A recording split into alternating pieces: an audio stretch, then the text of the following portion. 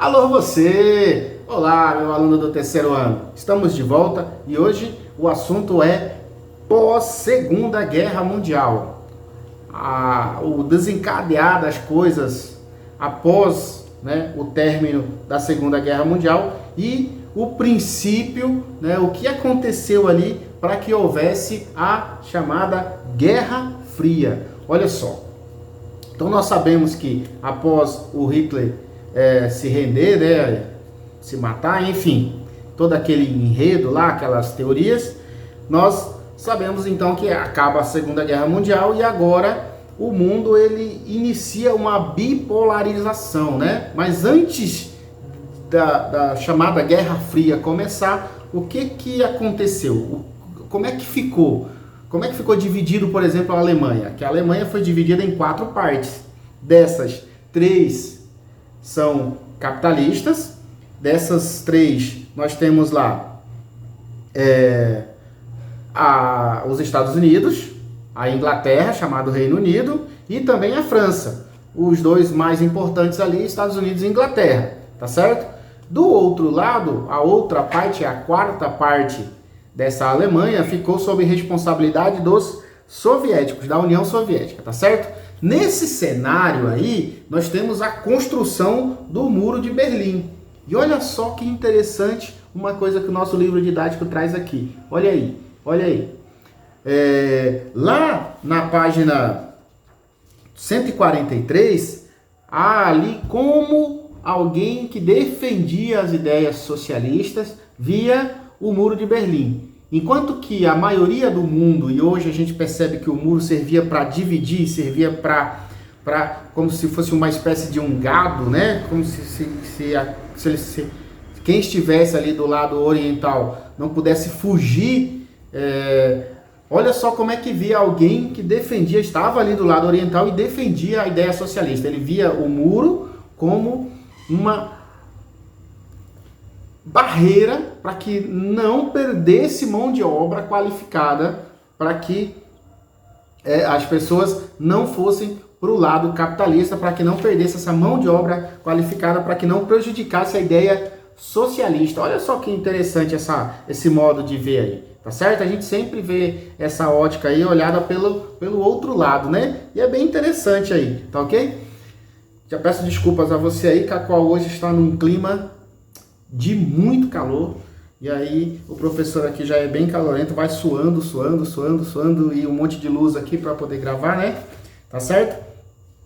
Mas é assim que se deu então a construção do Muro de Berlim. E a construção do Muro de Berlim, ela foi feita, ela aconteceu, o muro foi criado, inicialmente era uma cerca e ela foi levantada pelos soviéticos, pela Alemanha Ocidental, e o interesse dela era realmente cercar para que as pessoas que estavam do lado ocidental não fugissem para o lado capitalista, tá certo? Mas aí nosso livro traz essa visão aí por parte de um socialista, tá ok? O Muro de Berlim, ele só cai, ele só chega ao fim já lá na década de 80, tá certo? Ele é construído e ele só chega ao fim lá na década de 80. Mas para a gente entender um pouco melhor aí, olha só.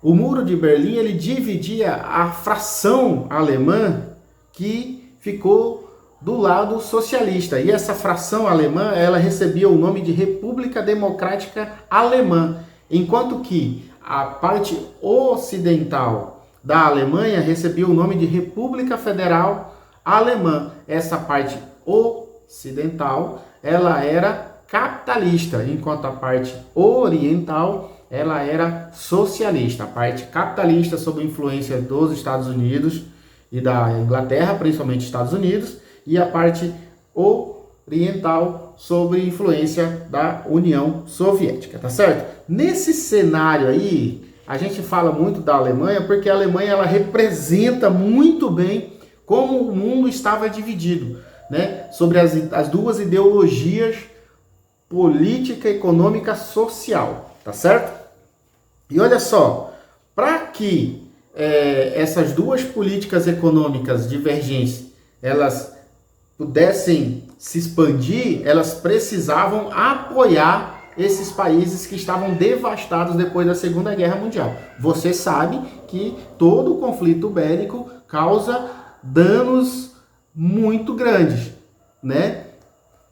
Os países que eram campos de combate foram destruídos e então os Estados Unidos e a União Soviética, eles desenvolveram planos econômicos de ajuda aos seus aliados, tá certo? Os Estados Unidos desenvolvem o Plano Marshall, né? Ali era um plano que foi arquitetado pelo George Marshall, que era um general, que fazia parte do Congresso americano, e esse plano americano, esse plano econômico americano, esse plano econômico de ajuda a esses países do Ocidente europeu, ele fazia parte da doutrina Truman, que era o presidente lá, é o nome que se deu à prática de desenvolvimento do capitalismo, haja vista que o presidente dos Estados Unidos nessa época era o Truman, tá certo? Então, e o que era essa doutrina Truman? A doutrina Truman era nada mais, nada menos do que uma parceria dos Estados Unidos com países, principalmente países europeus, países do Ocidente europeu, que então essa parceria ditava as seguintes regras. Os Estados Unidos ajuda financeiramente, né? Empresta dinheiro, de contrapartida, esses países aí, eles dão uma certa autonomia, uma certa liberdade aos Estados Unidos, para que os Estados Unidos explorassem algo que tinha de interessante aí, principalmente petróleo, também mercado consumidor, né? E de contrapartida, esse país então dava essa autonomia aos Estados Unidos, tá certo? Essas duas políticas econômicas, e a gente vê a criação de duas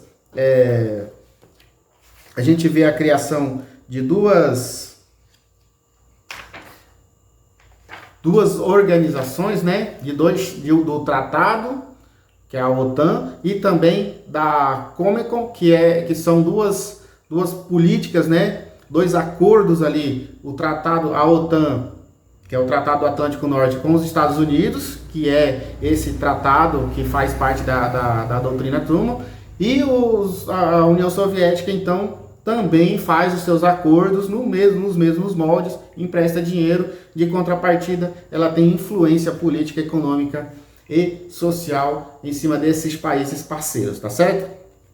Então esse é o cenário. Dali desenvolve então a Guerra Fria.